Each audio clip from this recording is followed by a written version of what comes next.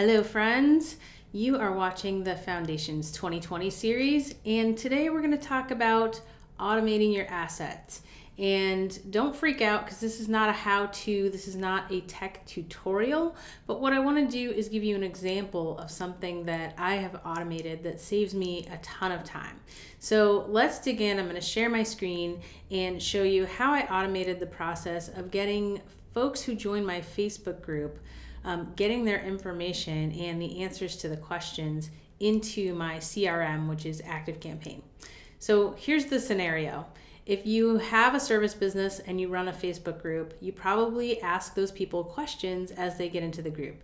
And Facebook, for whatever reason, does not allow us to easily export that information. So you can copy and paste it, you can take a screenshot, whatever sort of backwards 20th century process, right? And so my group is not that old actually. So when I first started it, I didn't worry about automating. And so for a while I was doing this process. So I would copy and paste the answers, and then I would have to take that information and get it into a spreadsheet, and then I could upload it to ActiveCampaign so I could actually have that information so it's actually useful.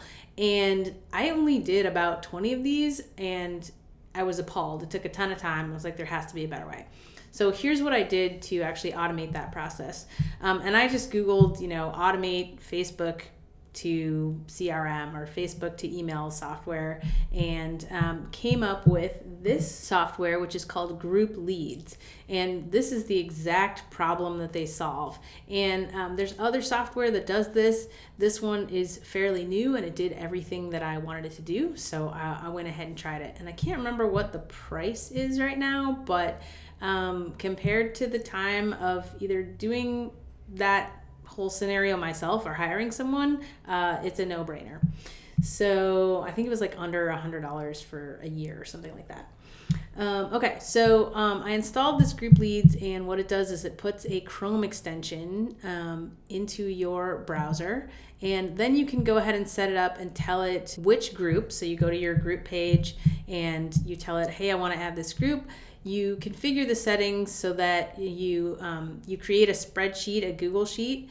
And so whenever someone joins your Facebook group, you can actually set it to automatically approve based on some conditions, right? So if somebody adds their email address, if they answer all the questions, they'll get automatically approved. That's how I've set it up. And then their information goes into a spreadsheet. So they give you a sample spreadsheet, you make your own copy, and it tells you what the group name is, what their user ID is, what their name is, and then you can actually have your questions here, and it will record the answers to those questions. So you get that in the Google Sheet, and then I actually went a step further and I set up a Zap in Zapier, which I'll show you in a second. And I set up a Zap to basically take this information and automatically put it through to ActiveCampaign.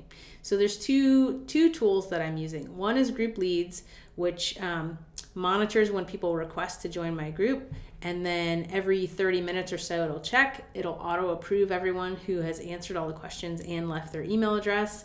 And then I have the Zap, which takes this information from the spreadsheet and sends it over to ActiveCampaign. And here's what that looks like. It's just a simple Zap. And if you're not familiar with Zapier, it's basically a software tool that helps you make software tools talk to other software tools without having to code. So I just set it up and said, hey, when a new row comes up in this spreadsheet, I want you to add a new contact or update a contact in ActiveCampaign. And what I send over is the answers to the questions. So let's see.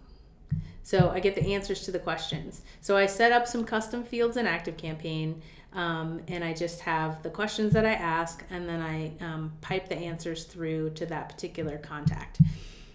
And then when people get added, the integration for Group Leads is at a list level. So when people get added, they get added to this Facebook group members list, which I created for just that purpose.